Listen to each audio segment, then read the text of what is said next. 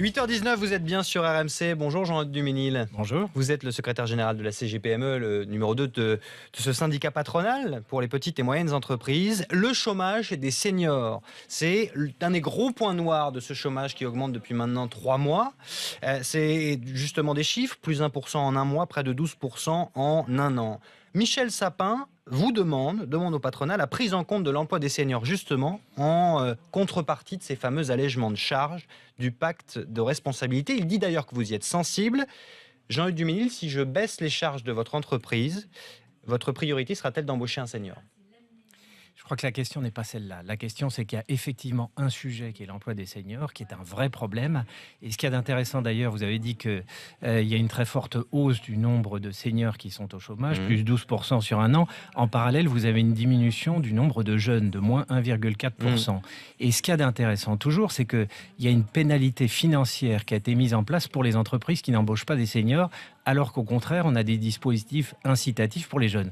En clair, ça veut dire qu'il faut fonctionner par l'incitation et pas par la contrainte. Est-ce que vous pouvez, grâce à la baisse des charges annoncées dans le pacte de responsabilité, dire « oui, ça va me donner les moyens d'embaucher des seniors » ? Non, la question n'est pas celle-là. La question, c'est diminuer le coût du travail. Pourquoi ? Parce que quand vous diminuez le coût du travail, ça veut dire que vous allez accroître la compétitivité des entreprises. Donc vous allez permettre aux entreprises de rétablir leurs marges. Elles vont pouvoir investir et ça va ensuite créer de l'emploi. Mais pas forcément de l'emploi des seniors, de l'emploi tout court. Voilà.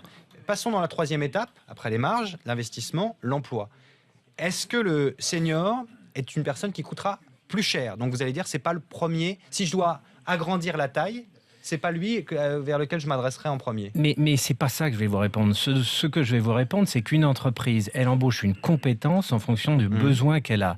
Elle regarde pas si c'est un senior, si c'est un jeune, s'il a les cheveux longs, les cheveux courts. C'est pas ça, bien sûr que non. Et puis en tout état de cause, nous, ce qu'on a dit à la CGPME et ce qu'on répétera aux partenaires sociaux dans la réunion de demain, c'est que on ne s'engagera pas sur des objectifs chiffrés de création d'emplois. Tout simplement d'abord parce que c'est pas le rôle d'une organisation patronale.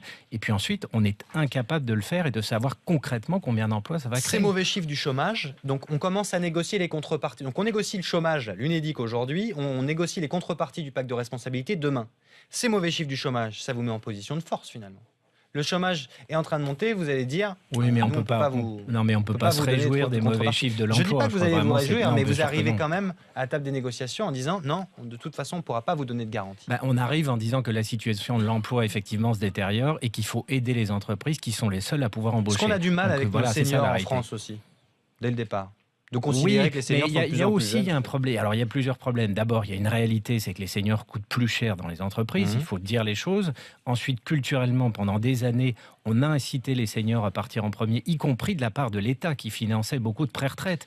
Et il y a encore un certain nombre de problèmes. Les ruptures conventionnelles, l'OCDE a tapé un peu du poing en disant que les ruptures conventionnelles, c'est un peu des pré-retraites déguisées. On facilite le départ. En fait. La rupture conventionnelle, c'est pas simplement pour les seniors. Donc ça fait peut-être partie de l'équation. Mais oui, on est d'accord. De toute façon, il va falloir à terme que le taux d'emploi des seniors augmente, tout simplement parce que avant de prendre leur retraite, ils vont rester plus longtemps dans l'entreprise. Donc ça, c'est certain. Mais il y a encore des choses qui doivent pouvoir évoluer, qui sont aberrantes. À l'heure actuelle, vous êtes une entreprise, vous recrutez quelqu'un, vous passez une offre d'emploi en mettant une limite d'âge, en mettant par exemple que vous voulez que ça soit un senior, vous pouvez être poursuivi pour discrimination. Voilà où on en est, c'est ça les textes à l'heure actuelle. Enfin, après, il y a beaucoup de choses à faire évoluer. Vous pouvez dans les candidatures qui arrivent sélectionner ceux qui sont les plus âgés. En demandant ne serait-ce que de l'expérience, déjà, vous allez... Oui, mais encore une fois, je vous le répète, une entreprise embauche une compétence. Elle n'embauche pas ni un jeune, ni un senior, ni c'est pas le problème. Vous avez souligné pas de dispositif senior spécifique. Spécifique, c'est pour les jeunes. On a les contrats de génération qui existent. C'est là-dessus, d'ailleurs, que Michel Sapin aimerait que vous puissiez jouer. Contrat de génération, un senior qui accompagne un jeune. Est-ce que ça peut être un outil, justement ? Bien sûr, c'est un outil qui est en vigueur, d'ailleurs, qui est intelligent, précisément parce qu'on match entre le jeune et le senior, et en plus, il y a une incitation financière pour l'entreprise.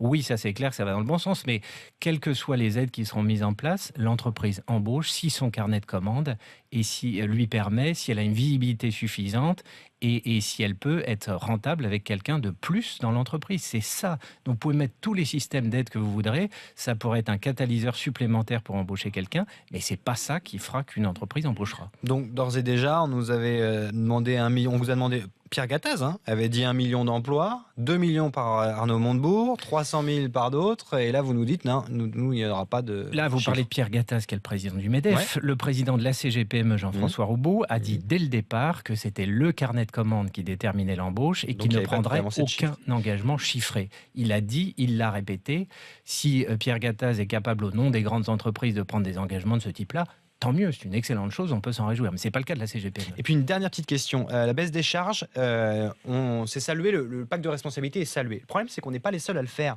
L'Espagne a un peu d'avance, l'Italie le promet aussi, l'Allemagne a déjà commencé. Est-ce que cette concurrence, en fait, on l'oublie pas et elle peut nuire aux résultats attendus de notre pacte de responsabilité? De penser que la France fait ça et en fait tous les autres sont en train de le faire. Je crois au contraire que on a l'épée dans les reins parce que les autres le font dans les autres pays d'à côté, donc il est impératif qu'on le fasse. Là, on parle beaucoup à l'heure actuelle, on n'a pas énormément de précision. Donc maintenant, il va falloir qu'on passe la surmultiplier, qu'on regarde concrètement. On commence à nous parler de contrepartie sans même savoir quels vont être les allègements. Je crois que maintenant, il va falloir commencer à rentrer davantage dans les précisions, passer du discours aux actes. Merci Jean-Eudes Duménil d'avoir été avec nous ce matin, secrétaire général de la CGPME.